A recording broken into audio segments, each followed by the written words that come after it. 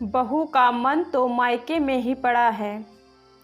नेहा पिछले कई दिनों से अपने पति नीरज से अपने मायके जाने के लिए कह रही थी, परंतु नीरज उसे मायके जाने से साफ इनकार कर रहा था, जिसके कारण वह काफ़ी चिड़चिड़ी हो गई थी। घर के किसी काम में उसका मन नहीं लगता था।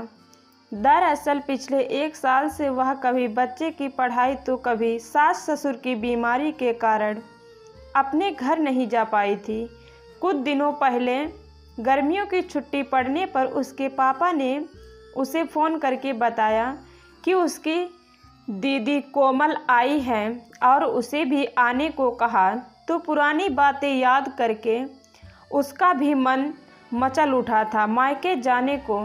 छुट्टियों में सभी भाई बहन इकट्ठा होकर कभी अंताक्षरी, कभी लूडो, कभी सांप सीढ़ी, तो कभी आइस पाइस और मारो बिट्ठू खेलते थे। फिर भूख लगने पर सभी मिलकर कभी छोले भटूरे तो कभी दाल मखनी के संग खीरे का रायता और बेसन की रोटी, तो कभी शाही पनीर की सब्जी और उड़द की कचौड़ी बनाकर सब एक साथ मिलकर चटखारे ले कर खाते थे। रात में छत पर ठंडा पानी डालकर गद्दे बिछाकर एक बड़ा सा कूलर चलाकर सब एक दूसरे से हंसी मजाक करते करते खुले आसमान में तारों को निहारते नींद के आगोश में चले जाते।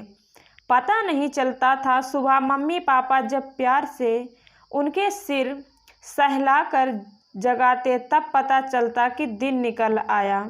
उसके उठने से पहले ही मम्मी दलिया बना देती थी, जिसे छाछ में मिलाकर स्नान करने के बाद सब बड़े चाव से खाते थे। तब अपने बच्चों को एक साथ खाना खाते देखकर उसके पापा प्रेम भी भोर हो जाते थे। नेहा मायके की बातों को याद करके अपने पति के लिए खाना लगा रही थी कि अचानक थाली में सब्जी लगाते वक्त उसके हाथ से चमचा छूटकर नीचे गिर गया। यह देखकर नीरज गुस्से में बोले, कैसे मन से काम कर रही हो, ढंग से काम करो। यह सुनकर उसके पापा बोले, बेटा यहाँ मन से काम नहीं कर रही है, बहू का मन तो उसके मायके में पड़ा है। जब यह तुमसे मायके जाने को बोल रही है फिर तुम इसे भेज क्यों नहीं देते। यह सुनकर नीरज तुनक कर बोला, पापा हर साल यह छुट्टियों में घर तो जाती है, यदि इस साल नहीं जाएगी तो क्या हो जाएगा, वैसे भी घर में कितना काम रहता है। तभी उसके पापा ने एक रोटी तवे पर डाली, फिर कुछ देर बाद उसे पलटने की बजाय उसे ऐसे ही रहने दिया, जिससे उसमें जलने की महक आने लगी थी। यह देखकर वह नीरज से बोले, बेटा यदि ना पलटा तो रोटी भी एक तरफ पड़ी पड़ी जल जाती है। यह हाल हमारे जीवन का होता है। एक ही स्थान पर काफ़ी समय तक रहते रहते इंसान का मन ऊब जाता है। इसीलिए भगवान ने प्यारे भरे रिश्ते बनाए हैं ताकि उनके साथ समय बिताकर मन प्रसन्नता से खिल उठे और जीवन में फिर से नई उमंग आ जाए। तूने देखा नहीं, हर साल जब यह अपने मायके से आती थी तब कितनी खिली खिली रहती थी।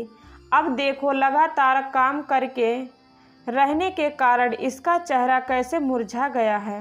मैं तो अब भी त्योहार और छुट्टियों में तुम्हारी मम्मी को हर साल उसके मायके लेकर जाता हूँ, इस बार भी लेकर जाऊँगा। पहले तुम बहू को उसके मायके लेकर जाओ और घर का काम तेरी मम्मी और मैं हम दोनों लोग मिलकर संभाल लेंगे। बहू के आने से पहले भी तो घर में काम होते थे। पापा की बातें सुनकर नीरज मुस्कुराते हुए नेहा से बोला, सबके लिए खाना लगाकर जल्दी से तैयार हो जाओ, फिर तुम्हारे मायके चलेंगे। पति की बातें सुनकर नेहा ससुर का धन्यवाद करते हुए खुशी से जल्दी जल्दी थाली में खाना लगाने लगी थी। यह देखकर नीरज बोला, मायके जाने का नाम सुनते ही शरीर में फुर्ती आ गई। तभी उसकी मम्मी मुस्कुराते हुए बोली, बेटा मायके का चाव ऐसा ही होता है। दोस्तों, बेटियों के लिए मायका जन्नत होता है, क्योंकि वहाँ एक ऐसी जगह होती है जहां माता पिता और भाई बहन का प्यार पाकर बेटियां सुकून और ऊर्जा से भर जाती हैं। यदि काफ़ी समय तक वह काम के बोझ से लदी रहें और अपने मायके ना जा पाएँ तो वह चिड़चिड़ी सी हो जाती हैं।